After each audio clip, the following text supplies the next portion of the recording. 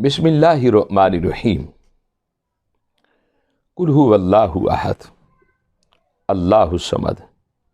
لم یلد ولم یولد ولم یکن لہ کفوا احد۔ آج آپ کی خدمت میں سورہ اخلاص کے بارے میں کچھ گفتگو کرنا چاہتا ہوں۔ حضرت سیدنا عیسیٰ علیہ نبینا علیہ السلام ایک دن آپ اپنی سواری سے کسی سفر کے لیے نکلے اور آپ کی سواری جب قبرستانوں سے گزرنے لگی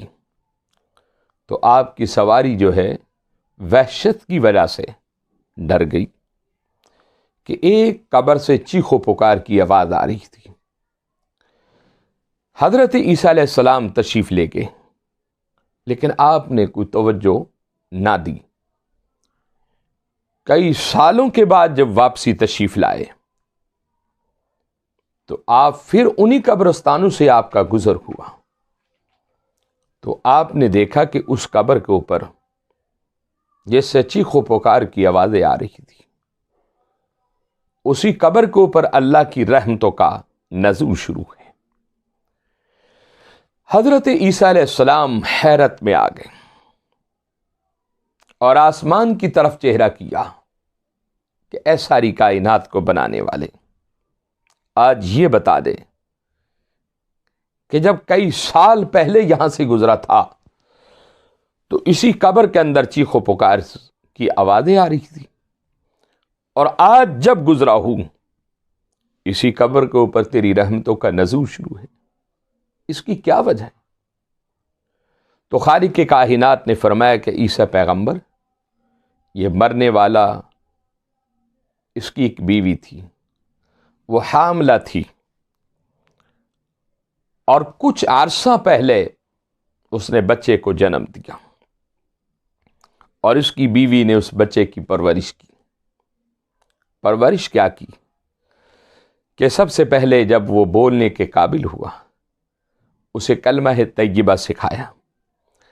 اور اسے مسجد میں لے کر گئی اور استاد سے کہا کہ میرے بچے کو قرآن پاک کی تعلیم دے۔ آج پہلا دن تھا کہ اس کے معصوم بچے نے بسم اللہ الرحمن الرحیم پڑھا تھا، اور بسم اللہ الرحمن الرحیم جب اس کے معصوم بچے نے پڑھا تو میری رحمت نے گوارا نہ کیا کہ جس کا معصوم بچہ زبین پر میری پاک صفتوں کا ذکر کرے، الرحمن اور رحیم صفتوں کا ذکر کرے، اور اس کا باپ عذاب الہی میں مبتلا ہو۔ تو میں نے بسم اللہ شریف کی برکت سے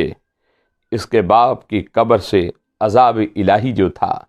وہ ختم کر دیا ہے۔ اب توجہ طلب سوال یہ ہے کہ جب بسم اللہ شریف کے اندر اتنی برکت ہے تو جس کے لیے سورہ اخلاص پڑھا جائے اور جس کے لیے پورا قرآن پڑھا جائے، اس کی بخشش اور مغفرت کی حد کیا ہو؟ آج ہم جو اپنے جانے والوں کے لیے بسم اللہ شریف پڑھتے ہیں، سورہ اخلاص شریف پڑھتے ہیں، قرآن پاک کی تلاوت کرتے ہیں، یہ سمجھ کر تلاوت کیا کرو یقین کے ساتھ کہ ہماری مانگی ہوئی دعا اور ہمارا پڑھا ہوا قرآن اس کی برکت سے جانے والے کی رب مغفرت کر دیتا ہے، اس کی بخشش کر دیتا ہے۔